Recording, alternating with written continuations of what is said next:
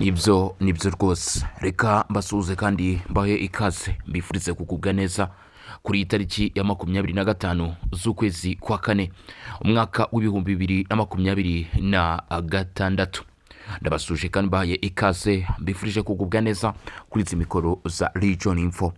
Jyumva kuri mikoro amazina yanjye ni Bosco, aho tujye kubana iminota yose muri amakuru n'ibiganiro biza kugaruka kandi bikibanda kubiri kuvugwa mu burasirazuba bwa Repubulika Iharanira Demokarasi ya Congo. Tujye kurebera hamwe amakuru akomeye cyane kumaze kuba byamenyekana gereranya nka update kuko nibigezweho kugeza kuri uyu munota. Ni amakuru akomeye cyane ndetse kandi navuga yuko bisa nkaho bikaze, biragoye cyane kubarwanya ba M23 kuza kwikura imbere y'iki gikorwa kibayeho, kuko kuri ubu Leta Zunze Ubumwe za Amerika nyuma y'uko ibihugu bishyigikiye umutwe wa M23 bisabwe gukura ingabo ku butaka bw'uburasirazuba bwa Congo ku neza bikanga bikananirana, abarwanyi ba M23 bakanga kwemera yuko bava mu bice ndetse ingabo za leta zikongera kwisubiza ibice bigiye bitandukanye, hanyuma ibikorwa byabo by'amabuye y'agaciro bigakomeza nk'uko imishinga bafitanye na Repubulika Iharanira Demokarasi ya Congo ibigaragaza. Ubu Leta Zunze Ubumwe za Amerika amakuru tugeraho aravuga ko bamaze gufata icyemezo gikomeye cyane gishobora kubera kibi inzozi mbi cyane ko bagize itsinda ry'umutwe wa 23. Kuri ubu icyifuzo cya leta ya Repubulika Iharanira Demokarasi ya Congo cya mbere no gukura abarwanyi ba M23 mu bice byose bigaruriye, hanyuma ikindi kibazo bakazarwana nacyo nyuma birimo nko kwemera ko Leta Zunze Ubumwe za Amerika zaza muri ibi bice zigacukura amabuye y'agaciro, hanyuma ibijyanye n'inyuku bakabigabana.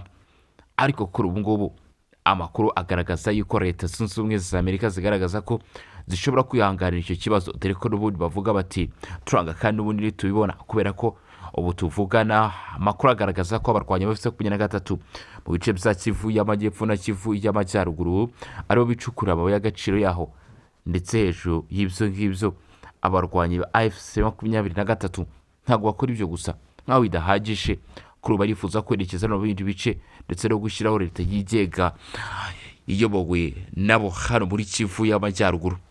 Iyi weekend rero reka mbifuze kugubwa neza kandi mwe mudukurikiranye muri mu Burundi. Iyi weekend reka mbifuze kugubwa neza mwe mudukurikiranye muri Uganda ndetse n'ahandi mu myanya igiye itandukanye. Iyi weekend rero mu by'ukuri ishobora kuza kugenda neza kuri bamwe ariko ishobora no kutagenda neza kuri bamwe, bityo rero reka twihanganishe abo itaza kugenda neza ndetse twifatanye nabo, ariko kandi nanone abo imeze neza sava mukomeze kwishimira weekend. Kuri uyu munsi rero none nk'uko natangiye mbivuga tariki 25 turaza kunyarukira mu mujyi wa Goma turebe uko byifashe, situation ihagaze ite nyuma y'uko umuyobozi mushya wa MONUSCO hageze i Goma akaganira n'amakuru ba M23. Ese hari agambiriwe iki? N'iki cyari kigambiriwe kugira ngo uyu muyobozi yerekeze i Goma ajye kuganira n'abagize itsinda ry'umutwe wa 23? Abarwanyi ba M23 barashinjwa ku buryo bukomeye cyane kandi budasanzwe kwanga kuzuza ibisabwa birimo gukurikiza amasezerano y'i Montreal azwi nka ya Doha ndetse n'ibyo basabwe na Leta Zunze Ubumwe za Amerika, dore ko kuri bamaze no kugera kwa amasezerano ya Washington. Ariko nyamara M23 ivuga ko idakwiye gukurikiza ibyo Washington kubera ko idafite aho ihuriye n'icyo kibazo. Leta Zunze Ubumwe za Amerika bati muri jishisha, ariko M23 ni mwe ngabo z'u Rwanda n'ubundi ni mwe Rwanda ko mwemeye kubisinya mugomba kuva ku butaka bw'uburasirazuba bwa Congo kuko binakeza. Nyemerera twerekeze mu misozi yo muri Kivu y'Amajyepfo maze iminsi yabera imirwano ikomeye cyane, ndetse kuri ubu bavuga ko urugamba rwo muri Kivu y'Amajyepfo rurimo guterwa inkunga n'igihugu cy'Ububirigi, kubera ko ubu urugamba rwo muri Kivu y'Amajyepfo mu bice bya Minembwe n'andi mu misozi ya Plateau aho za Rugezi byakunze kugaragara ko ni imirwano yifashishwamo ibitero bya za drones. Ibitero bya za drones rero biravuga ko nta wundi ubiri inyuma usibye Ububirigi, kuko aribwo buri gutanga drones zose ziri kwifashishwa hariya muri Kivu y'Amajyepfo. Turabigarukaho. Reka rero kandi nanone mu by'ukuri mbere yuko twinjira mu makuru ku buryo burambuye mbanze n'isuriza abantu badukurikirana mudahwema kwerekana ko mudukurikirana. Twamaze Eric ndagusuje cyane, Charles Nyirimbibi nawe ndagusuje cyane, ndetse n'abandi bataramu n'abataramu kazi kabisa mwese mudukurikirana. Murabizi yuko kabisa tuba tubikurikirana 5 kwa 5. turareba indamutso zanyu ndetse n'ibitekerezo muba mwagiye mutanga, tukaba twamaze kugenda kabisa tubitera imbone, akaba ari n'ibyo kwishimira kugaragaza urukundo ndetse nuko babyifashe. Ntwaza Theodore ndagusuje cyane, ndetse nawo bita Charles Nyiribibi wavuze ati Bosco turagukurikiye 5/5, nanjye nabwira nti ndabemera 5/5, 5/5 kabisa. N'abandi rero mwese tutarondoye hano mutugaragariza ko mudukurikirana umunsi ku wundi, ndabasuje. Ndetse kandi nanone ikindi mbibutsa mu by'ukuri, komeza ukande subscribe kugira ngo ukomeze kunezerwa ndetse ubona aya makuru bitakuvunye ya Legion Info. Ikindi kandi nanone hejuru y'ibyo ushobora kuba mu by'ukuri wareba ahatangirwa ibitekerezo n'inyunganizi, nawe ugatanga ibitekerezo byawe cyangwa se kagaragaza ko dushyigikiye cyangwa se ukunda amakuru n'ibigendo byacu, kuko natwe turagukunda. Ari nayo mpamvu tuba twicanga kugira ngo tubane iyi minota turebe amakuru, turebe uko byifashe, dukora iyo bwabaga ariko tubimenye, ibyo bitsimbwe inyuma cyangwa se bidashaka gutangazwa tubimenye. Hanyuma ikindi kintu nakongeraho, like rwose kuri inshuro, reka tuzamure like, umubare wa like ukomeze kuba wazamuka. Ndabona zisa zagabanyutse ariko byibuze buri umwe wese dukurikiranye ubashe kugeza ahangaha ikiganiro, kanda kuri ako gaputo ka like kareba hejuru, share wenda mu by'ukuri ubikandeho cyangwa se ubikore ku bushake bundi, ariko wumve ko uvuga ati Bosco Mutaramu turamwemera, dukunda amakuru cyangwa se dukunda none amakuru n'utakunda Bosco yayatugejeho, why not ntakanda like. Hanyuma rero biraza kurushaho kudufasha natwe kugira ngo mu by'ukuri amakuru yacu bayasangize cyane. Reka rero nta gutinda twinjire mu makuru. Ku munsi w'ejo tariki 24 z'ukwezi kwa 4 2026 nibwo hatangiye kuvugwa amakuru akomeye cyane yuko ubwo umuyobozi wa MONUSCO James Twan yagiraga mu mujyi wa Goma muri Kivu y'Amajyepfo, ingabo z'Abanyamerika ndetse n'ibikoresho byabo byari bibo byinjira muri Kivu y'Amajyepfo. Ntabwo aratangazwa umubare nyirizina w'abaje ndetse n'ibikoresho byaje, ariko bivuga ko ngo abangaba baje gukora impinduka zikomeye cyane ku rugamba ruri kubera muri Kivu y'Amajyepfo. Ibi ngo Leta Zunze Ubumwe za Amerika zigiye gukora bishakuza amateka akomeye cyane ku barwanyi ba AFC 23 nyuma y'uko Ububiligi butanze intwaro zirimo drones.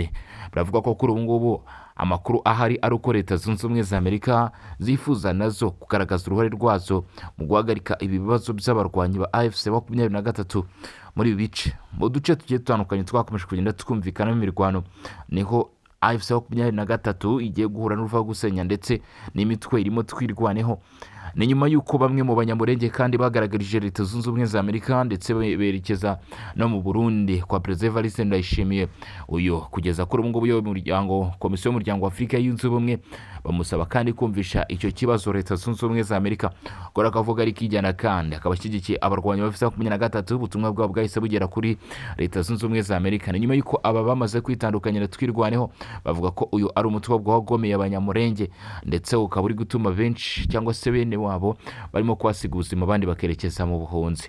Ibi kandi babivuze bavuga ko twirwaneho ari yatanze inzira ndetse n'icyo kifatwa ry'umujyi wa Uvira watumye abaturage ibihumbi n'ibihumbi bava mu byabo, bamwe bagahungira Tanzania, mu Burundi ndetse n'ahandi.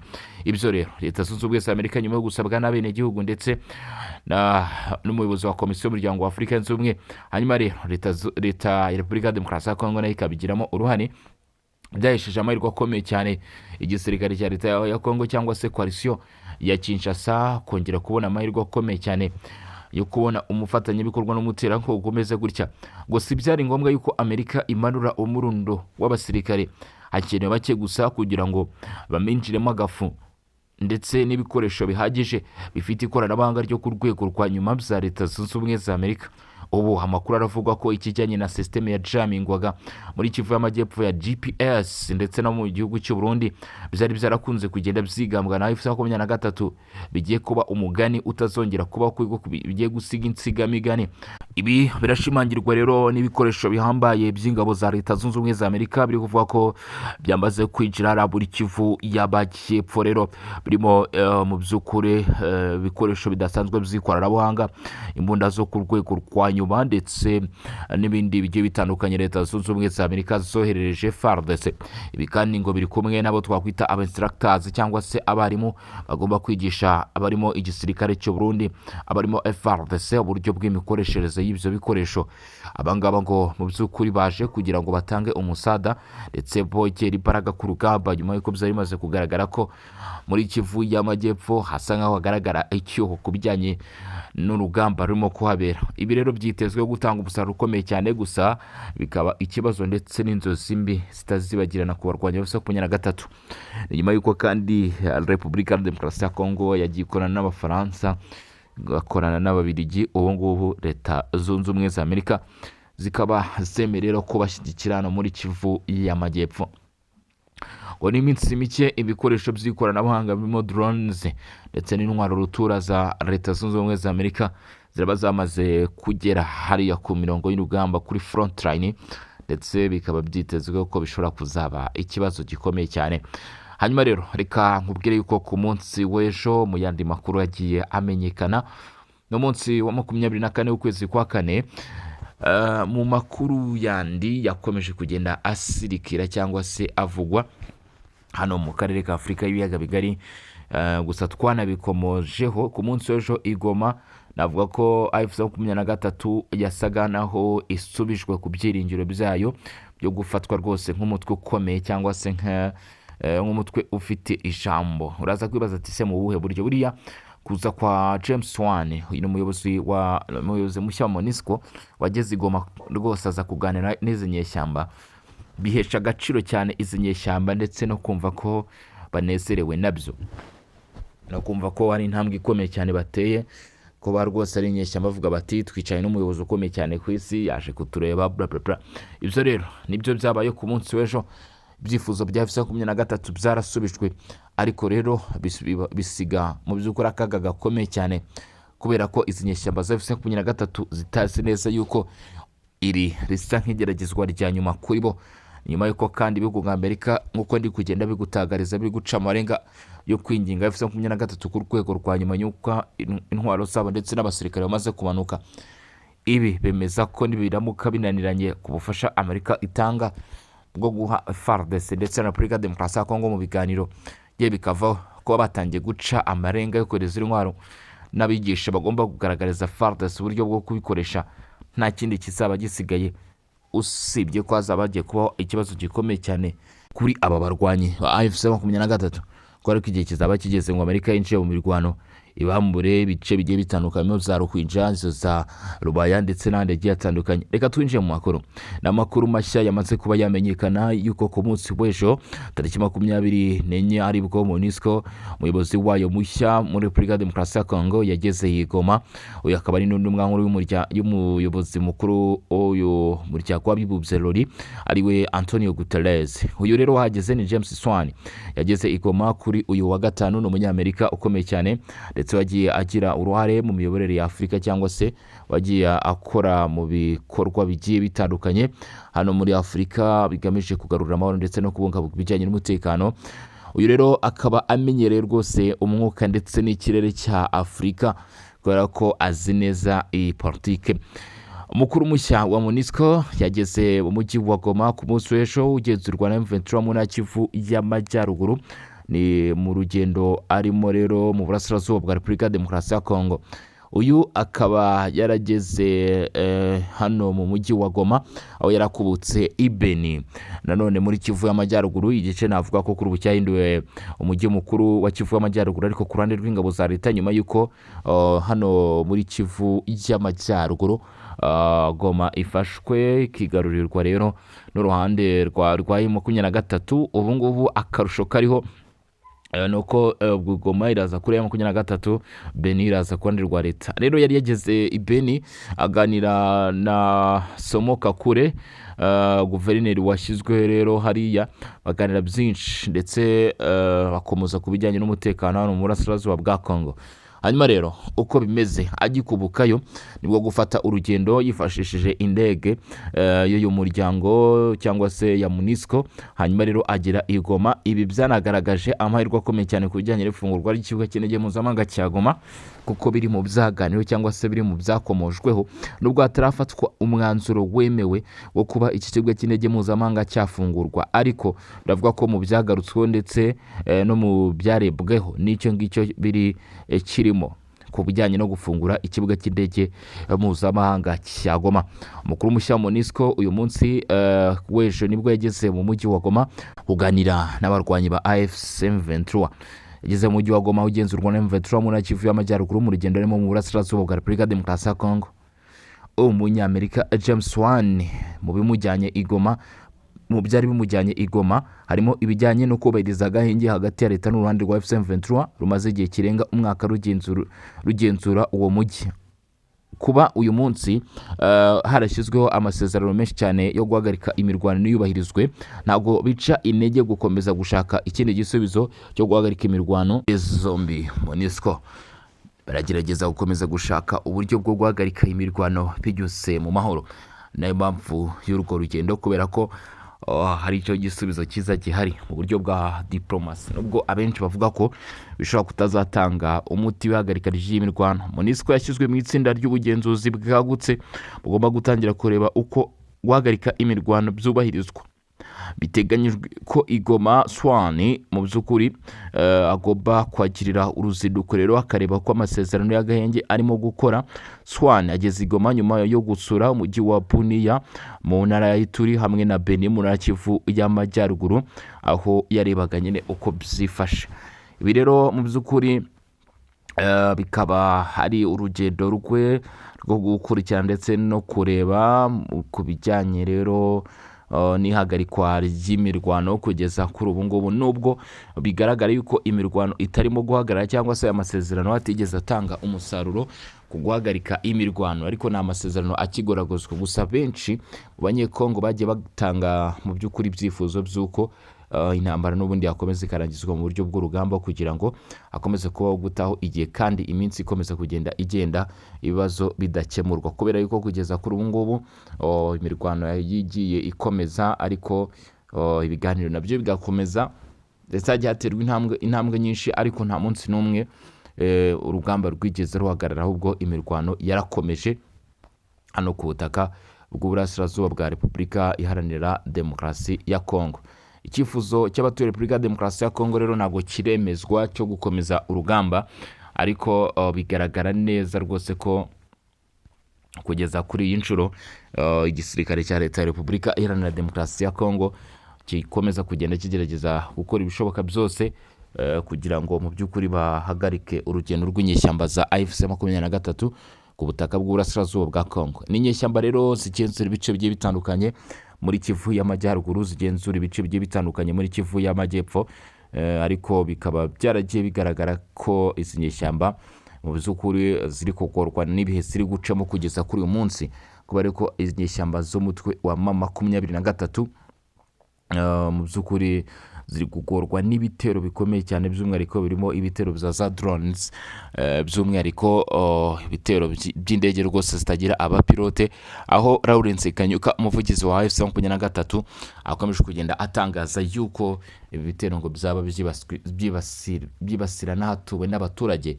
Ibyo leta ya Repubulika Demokarasi ya Kongo yagiye akana ikavuga ko nta bitero igeze igaba mu by'ukuri mu bice bituwe n'abaturage, aho ivuga ko yagabye ibitero mu by'ukuri ku bitero bijyanye yagabye ibitero ku birindiro by'inyeshyamba z'umutwe wa 23 bigamije guhagarika urugendo rw'izi nyeshyamba. Iki cyumweru kandi rero gisize amakuru meza cyangwa se inkuru nziza. Iki cyumweru gisize nuko abanyekongo bari barahungiye mu Burundi ubwo mu bice byo muri teritwari ya Uvira byeberagamo imirwano ikomeye mu ntangiriro zo kuva 2025 batangiye gusubira muri Repubulika Demokarasi ya Kongo, by'umwihariko muri Uvira, nyuma y'iko bitangiye kugenda neza. Aba rero bakaba bari gufashwa kutaha na HCR ndetse n'u Burundi Burundi hamwe na Repubulika Demokarasi ya Kongo. Ishami ry'umuryango w'abibumbye rishinzwe impunzi HCR ryatangaje ko kuva tariki 23 Mata 2026 ryacyuye icyiciro cya mbere cy'impunzi 232 z'abanyekongo zabaga mu nkambi ya Busuma muri komine Ruyigi.